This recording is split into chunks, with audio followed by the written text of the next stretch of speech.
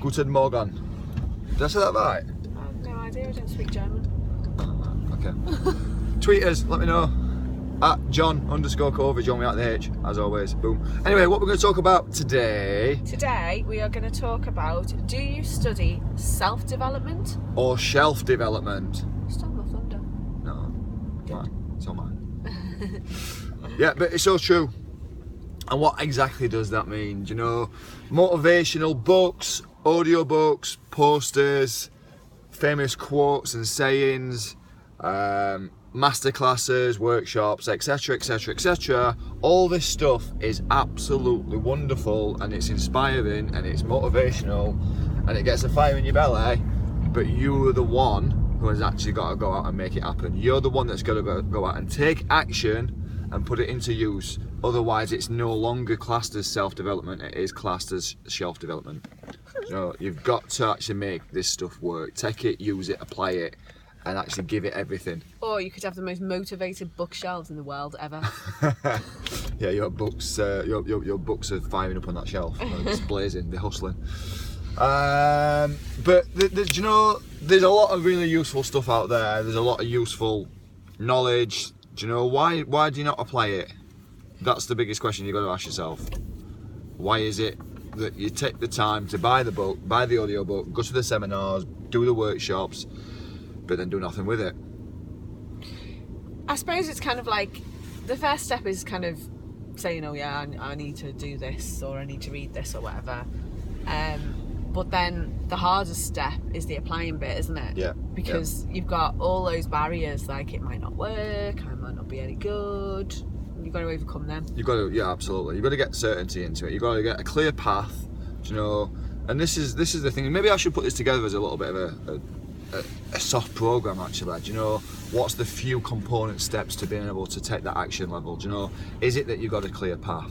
Is it that, do you know, once you've got that clear path, you've started to get the certainty, the belief in what it is you do? Because that's the biggest problem a lot of the time for people, is that they see this opportunity, this potential, but the action is directly linked to the belief in it, and a lot of the time they don't have the certainty, they don't have the belief in the product or the opportunity or the potential to go out and make it work, so they don't do everything that's actually there, available and possible. So although you've got really fired up and excited, or you've read something and it makes total sense to you, when it comes to actually applying it, there's this little bit of niggly doubt in the back of it, saying, well, maybe it's not going to work, or maybe they don't want it. Yeah, people won't want this, and so you start making decisions for other people. You know, but the only person who can make a decision is them, and your job is to get that decision out of them. Do you know, and don't get fearful over what the outcome is. Do you know, if it's a no, do you know what is it? What is a no? And you might have seen the video I posted the other day from when I was networking, and when they were doing an insight into things, and it was called Go for No, and they're asking the audience for different things, and what does no mean? And no just means an acronym. Do you know, no is next opportunity. Do you know, don't worry about it. If you get a no, good, at least you've got an answer. Yeah. At least you've got an answer. Don't leave it in your pipeline hanging, because you might get it in sometime. Do you know, get it out of the way. It's a false pipeline, isn't it? Yeah, it's not true, is it? It's got no real value to it. So get it out there. And the only thing a false pipeline does is it fills you with like negativity and doubt, because you're like, oh, I can't do it. I can't. And then it reinforces that belief that this don't work. Yeah. So there's a lot of things. Is that just tilted? Is that just dropped? Yeah, it looked like it. Either that, or we've got two flat tyres. Hey. Are we straight again? I think so. I came in for an extreme close-up then, and look of concentration on my face. Yeah. So you've got to. What's the title again? Self-development. I'm kidding. Yeah. Okay, so but you've got to actually apply this stuff. Do you know, there's a lot of value in there. There's loads of stuff out there. Do you know, why would you not buy a book from people like, do you know, like Tony Robbins, who's been in this game for 30 years? Do you know, can you learn something from Tony? Absolutely. Do you know, Bob Proctor, Jack Canfield. Then you look at like world leaders or people what's made a big impact. Alex Ferguson on leadership. Do you know, he had the most successful football team for a number of years. Why would you not try and find something from his leadership style? Do you know, why would you not read books from heroes and people like this what's actually made a big impact? Because there's things that they can give you to learn, but it only has any value if you apply it.